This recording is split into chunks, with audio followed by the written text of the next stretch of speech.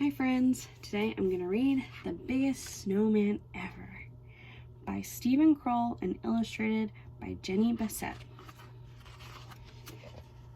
Once there were two mice who fell in love with the same snowman, and this is how it happened.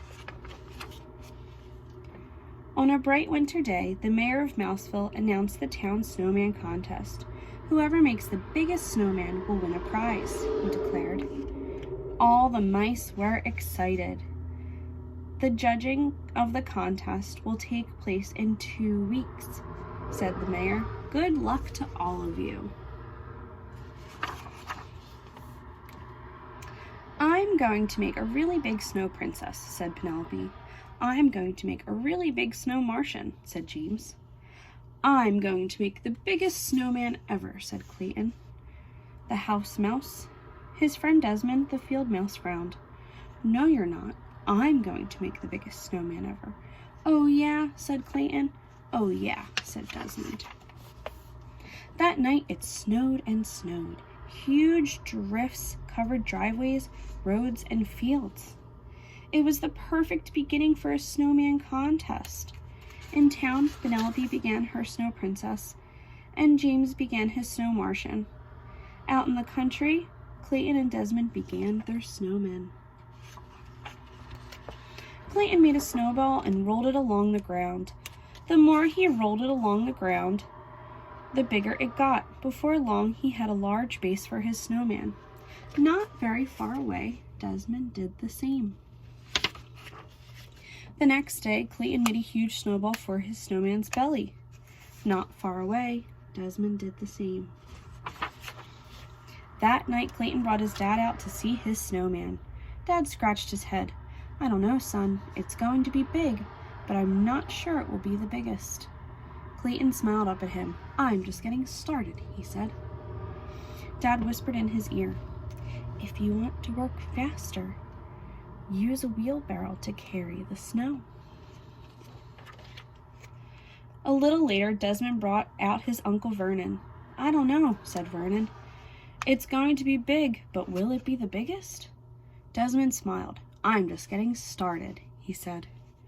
Vernon whispered in his ear, if you want to work faster, use a wheelbarrow to carry the snow. The next day, Clayton filled his wheelbarrow with snow. He piled the snow onto the snowman, then he rolled another snowball for the snowman's head. Not far away, Desmond did the same. A few days later, Desmond ran into town to look at James's snow Martian and Penelope's snow princess. He said, all of our snow people are the same size. That afternoon, Clayton made the same discovery. The next day, while working on his snowman, Clayton had an idea. He brushed the snow off his gloves and walked towards Desmond. At the same moment, Desmond had an idea. He brushed the snow off of his gloves and he walked towards Clayton. They bumped into each other and fell down. I have an idea, said Clayton. I have an idea, said Desmond. We should do this together, said Clayton.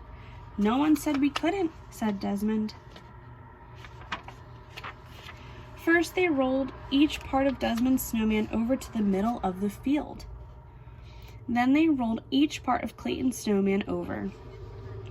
They piled the snowballs on top of one another. Clayton dropped a floppy hat on the snowman's head. Desmond added a long scarf, huge coal eyes, and a giant carrot nose. When they were done, they had built the biggest snowman ever. The morning of the contest, field mice on snowmobiles brought the judges to the country.